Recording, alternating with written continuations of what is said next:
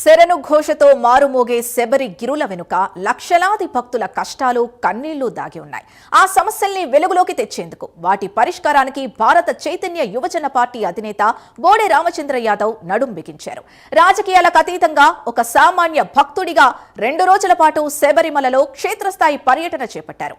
బుధవారం ఉదయం పుంగనూరు నుండి బయలుదేరిన ఆయన రాత్రికి అయ్యప్ప సన్నిధానం చేరుకున్నారు. పంబ నుండి సన్నిధానం వరకు ఉన్న కష్టతరమైన నడకదారిలో భక్తులతో కలిసి నడిచారు.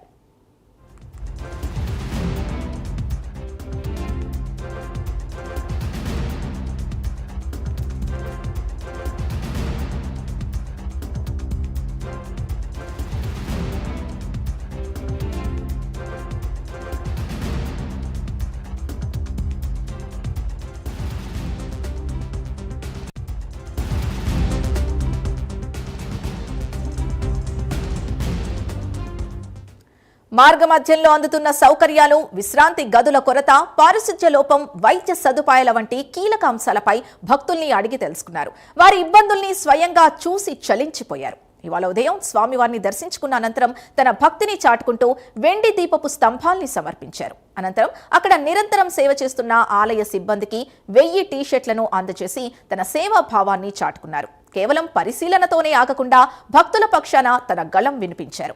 తాను గుర్తించిన సమస్యలతో ఒక సమగ్ర నివేదికను రూపొందించి వసతులను తక్షణమే మెరుగుపరచాలని కోరుతూ ఆలయ అధికారులకు వినతి పత్రం సమర్పించారు.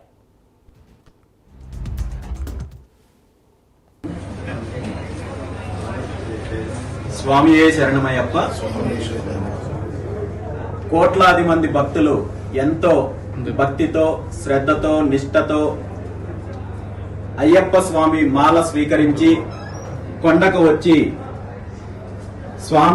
స్వామిని సేవించే క్రమంలో భక్తులు అనేక రకాల ఇబ్బంది పడుతున్నారని తెలిసి ప్రత్యక్షంగా కొండకొచ్చి స్వామివారి భక్తులు మాల స్వీకరించిన స్వాములు పడుతున్న ఇబ్బందులు తెలుసుకోవడానికి ఇక్కడికి రావడం జరిగింది. వాటికి సంబంధించి అన్ని వివరాలు కూడా దేవస్థానం అధికారులకు కూడా తెలియజేసి వాటి పరిష్కారం కోసం కృషి చేయడంతో పాటు దేవాలయానికి సంబంధించి ఇక్కడ చేసే సేవకులకు సంబంధించి సుమారు 1000 టీ-షర్ట్స్ దేవస్థానానికి డొనేట్ చేయడం జరిగింది.